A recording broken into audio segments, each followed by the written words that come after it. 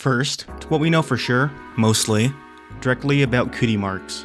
I do know one thing's for sure. Whenever any pony's sparkle really starts to shine, their cutie mark glows. And we know when ponies get their cutie mark. Most ponies get their cutie marks when they're young, because that's when the magic of their personality and their luminescence starts to shine. So ponies get their cutie mark when their personalities shine through. Trust me, there's a lot more to it than that. So to understand what the glow actually means and what it does, we need to understand the magics. Now, cutie marks are always connected to other types of magic. The friendship crystals contain all pony magic in Equestria. This is because Twilight put all magic into them. I did all that I could to protect from by summoning all of my magical strength to achieve placing the magic in the crystals And when all the crystals were brought back together, magic was brought back to Equestria, mainly letting Pegasi fly, unicorns do magic, and later Earth Pony magic. The crystals are powered by ponies, specifically their harmony. An example of this is when the ponies started arguing with each other, the magic became unstable and glitched out. Call me Huffy. I didn't call you Puppy, I said you were being Puppy. There's a difference, and... What? It's not clear if it's the ponies or the cutie marks that are the main sources of power for the crystals. I would believe that just harmony alone allows the transaction to happen, but cutie marks are definitely important to the process. There are also together trees. There's 3, one for each region.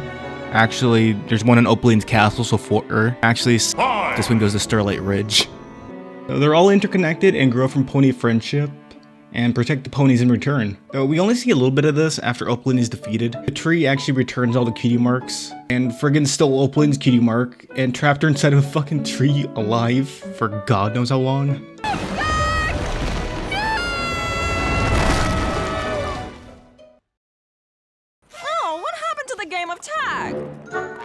Alright, now that we covered basic magic, what do cutie marks actually mean? Like, what do they represent? As in, why does Sunny have a shooting star as a cutie mark, when she doesn't do anything with stars? But we do directly know that she got her cutie mark by helping 2 ponies. So her mark isn't based on a specific event. But it's not just random. Pip and Izzy make sense. Pip has a music cutie mark, and Izzy has a craft heart cutie mark. Both relate to notable activities that they do and their skills. To me, I think personality is the best answer. Sunny is of course an optimist, which is why Shooting Star makes sense for her. Hitch is a sheriff, one that really cares about his people and got a shield cutie mark. And Misty has a butterfly cutie mark. She is skittish and delicate, I guess. I guess how do you describe her? This is so awkward. I have no public speaking skills. My only friend before this was a pile of junk named Madame Taffytail. Okay, so... Whenever any pony's sparkle really starts to shine, their cutie mark glows. What does the glow actually do? Cutie marks didn't glow before magic came back to Equestria. I don't really have a whole lot to go off of, so this is a lot of what I believe, but I think it enhances ability. The main example I think of is when Pip couldn't think of any songs, her cutie mark actually stopped glowing. So it could also be that the glow just represents that you're currently in tune with what you're supposed to be doing. But yeah, I don't really have a whole lot more to go off the glow. Hopefully we do learn more about that in the future.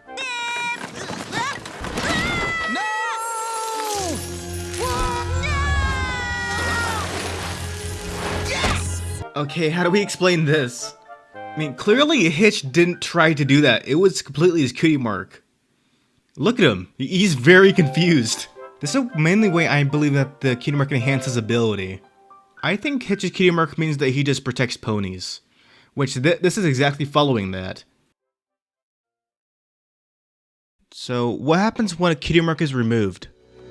As I explained before, I think cutie marks enhance your abilities. So if you don't have your cutie mark, you can't access those abilities. Next, magic is removed. Yes, your ability to do magic can be taken away by not having a cutie mark.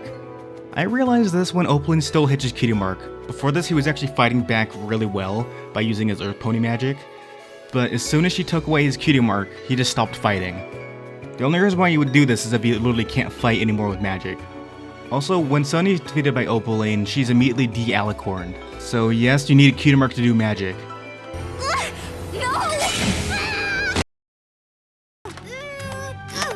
Oh, if only I had my cutie mark, I could use unicorn powers, right?